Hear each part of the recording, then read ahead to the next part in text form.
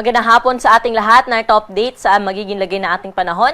Tatlong weather systems pa rin po yung nakaka-apekto sa ating bansa. Una na din po dito yung shear line o yung salubungan ng malamig na hangin galing sa hilagang silangan at maihinit na hangin mula sa dagat Pasipiko. Itong shear line ang magdudulot pa rin na mahihina hanggang sa katamtaman ng mga pag-ulan sa bahagi po ng Cagayan at sa may Apayao. Ganun din ang panahon na maranasan sa may bahagi ng Batanes na kung saan apektado po sila ng northeast monsoon, kaya maulap din po ang kalangitan at may kasamang mga pag-ulan. Ang Intertropical Convergence Zone naman ay umiiral pa rin po sa bahagi ng Palawan, Visayas at Mindanao. Itong Intertropical Convergence Zone magdadala pa rin ng mga kalat-kalat na pag-ulan, mga pagkidlat at pagkulog sa may bahagi ng Eastern at Central Visayas, pati na rin po sa Albay, Sorsogon at sa Catanduanes. Dinagat Islands ay makakaranas din po ng mga kalat-kalat na mga pag-ulan dala na Intertropical Convergence Zone. Sa nalalabing bahagi po ng Visayas at Mindanao, expect pa rin po natin yung mga thunderstorms o yung mga dagliang pag-ulan ngayong hapon hanggang mamayang gabi, dala nga po nitong ITZZ. Samantala, dito po sa atin sa Metro Manila, pati na rin po sa ibang bahagi pa ng Luzon o ng ating bansa, ay generally fair weather condition po inaasahan natin. So sa mga sasalubong po mamaya ng bagong taon ay generally bahagyang maulap hanggang sa maulap po yung ating kalangitan. Kung may mga pag-ulan man po tayong maranasan ay mga panandali ang buhos lamang, dala lang po ito ng easterlies. Samantala, pwede po natin i-monitor yung ating mga thunderstorm advisories na nilalabas po natin sa ating social media accounts. Wala po tayo minomonitor ngayon ng low pressure area o bagyo na posibleng makaapekto sa ating bansa. Para po sa magiging lagay na ating panahon bukas, dahil pa rin sa epekto ng shear line, ang bahagi po ng Cagayan ay makakaranas pa rin ng maulap na kalangitan na may kalat-kalat na pag-ulan, mga pagkidlat at pagkulog. Dahil naman po sa may amihan, ang bahagi po ng Batanes ay makakaranas din po bukas ng maulap na kalangitan na may kasamang hina hanggang sa katamtaman ng mga pag-ulan.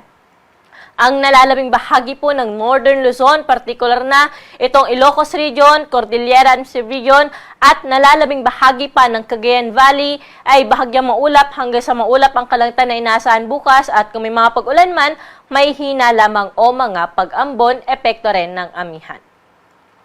Dahil naman po sa Intertropical Convergence Zone, ang bahagi po ng Bicol Region ay makakaranas po ng mga kalat-kalat na pag-ulan, mga pagkidlat at pagkulog bukas. Samantalang dito po sa atin sa Metro Manila, pati na rin po sa ibang bahagi pa ng Luzon, sa umaga hanggang tanghali, fair weather condition o maliwala sa panahon po inaasahan natin. Pero pagsapit po ng hapon hanggang gabi at madaling araw po, ay magiging maulap na po yung ating kalangitan at may mataas na chance na po ng mga pag-ulan. Temperatura natin bukas dito sa Metro Manila ay mula 25 to 30 degrees Celsius. Sa Baguio City naman po 17 hanggang 24 degrees. Sa Lawag 24 to 32 degrees Celsius.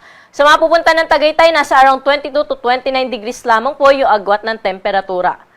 Dahil nga maulan sa Tugigaraw, nasa around 22 to 27 degrees Celsius lamang po yung inaasahan natin na temperatura. Ganon din sa Legazpi City na kung saan nasa around 25 to 28 degrees Celsius. Sa may bahagi ng Calayan Islands at Puerto Princesa City, 25 to 31 degrees ang agwat ng temperatura. Sa mga kababayan naman po natin sa Kabisayaan, inaasahan pa rin natin bukas ang maulap na kalangitan dyan na may kalat-kalat na mga pag-ulan, mga pagkidlat at pagkulog. Dala pa rin po ito ng Intertropical Convergence Zone. Kaya doble ingat pa rin po sa ating mga kababayan sa banta ng mga pagbaha at mga pagguho ng lupa. Temperatura natin bukas sa Metro Cebu ay nasa around 26 to 30 degrees Celsius, 25 to 31 degrees naman sa Iloilo at 24 to 29 degrees sa bahagi ng Tacloban City. Sa mga kababayan naman po natin sa Mindanao, partikular na sa may Caraga, Northern Mindanao at sa may Zamboanga Peninsula, bukas po maulap na kalangitan pa rin yung inaasahan natin dyan na may kalat-kalat na pag-ulan, mga pagkidlat at pagkulog, epekto pa rin ng Intertropical Convergence Zone. Pero sa nalalabing bahagi po ng Mindanao ay mataas lamang po ang tsansa ng mga thunderstorm sa hapon at gabi, pero sa umaga hanggang tanghali ay maaliwala sa panahon yung ating inaasahan. Sa Cagayan de Oro, nasa around 24 to 30 degrees lamang yung agad ng temperatura, 25 to 32 degrees naman sa Metro Davao at ganun din sa bahagi ng Zamboanga City. Dahil nga po sa Intertropical Convergence Zone, meron pa rin po tayong itinaas o in-issue na weather advisory. Posible pa rin yung moderate to heavy rain sa may bahagi po ng Catanduanes, Albay, Sorsogon. Northern Samar, Eastern Samar, pati na rin po sa Leyte, Southern Leyte, at Dinagat Islands. Within 24 hours or ngayong hapon hanggang bukas ng hapon, itong mga areas na nabanggit ay posible po makaranas ng 50 hanggang 100 millimeters of rainfall na kung saan sa mga low-lying areas ay posible po ito magdulot ng mga pagbaha at pagguho ng lupa naman sa mga bulubunduking lugar. Kaya doble ingat, doble paghahanda po yung ating paalala sa ating mga kababayan sa mga nabanggit na lugar. Pagdating naman po ng bukas ng hapon o Miyerkules ng hapon hanggang Huwebes ng hapon, mas maraming areas na po inaasahan natin na posible makaranas ng moderate to heavy na mga pag-ulan. Pero dala na po ito ng shear line at ng intertropical convergence zone.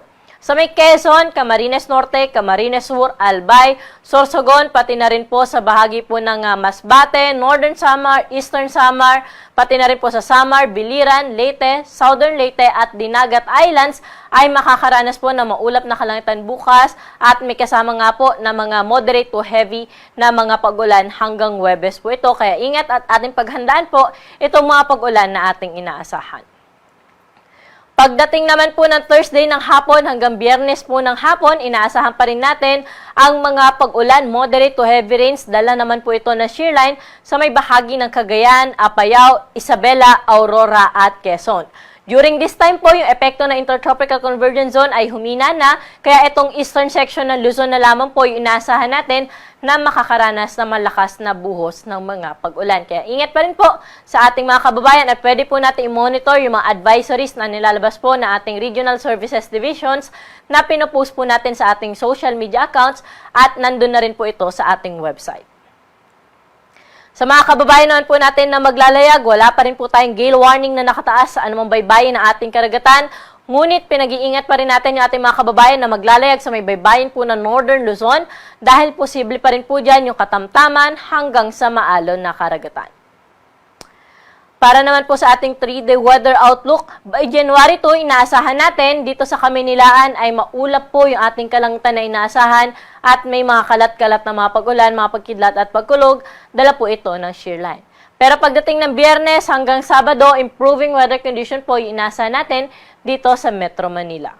Samantala sa Baguio City naman, January 2 hanggang January 4, inaasahan po natin na maulap po yung kalangitan dyan at may kasama pong mga pag-ulan. Sa may Legazpi City naman, hanggang Huwebes, posible pa rin pong makaranas sila na mahihina hanggang sa katamtaman ng mga pag-ulan, dala pa rin po ito ng intertropical convergence zone. Pero pagdating po ng Biyernes hanggang Sabado, improving weather condition yung nasa natin sa bahagi ng Legazpi City. Dumako na po tayo sa Metro Cebu, pati na rin sa Iloilo at sa Tacloban na kung saan hanggang Martes po nakikita natin na magiging maulap ang kalangitan dyan na may kasamay hina hanggang sa katamtaman ng mga pag-ulan, kung minsan may mga malakas na bugso at may mga pagkidlat at pagkulog. Ngunit pagdating naman po ng Biyernes hanggang Sabado, generally fair weather o maaliwala sa panahon na po inaasahan natin sa mga nabanggit na lugar, pero maging handa pa rin po tayo sa posibilidad ng mga thunderstorms sa hapon at sa gabi.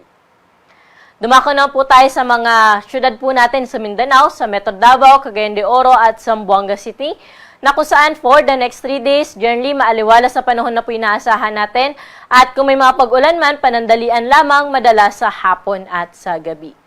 Agwat ng temperatura po natin, Metro Davao ay nasa around 24 to 33 degrees Celsius, Cagayan de Oro 24 to 32 degrees at aabot naman sa 34 degrees ang maximum temperature sa may bahagi ng Zamboanga City. Ang araw po natin dito sa Kamaynilaan ay lulubog sa hanggang 5:38 ng gabi at muli po ito sisikat bukas ng 6:21 ng umaga. Para sa karagdagang impormasyon ukol sa lagay nating panahon, mangyaring i-like at i-follow po kami sa aming social media account sa DOST_Pag-asa at bisitahin ang aming website sa pag-asa.dost.gov.ph. At yan po yung latest dito sa Weather Forecasting Center. Ako po si Ana Cloren Horda. Magandang hapon po at masaganang bagong taon.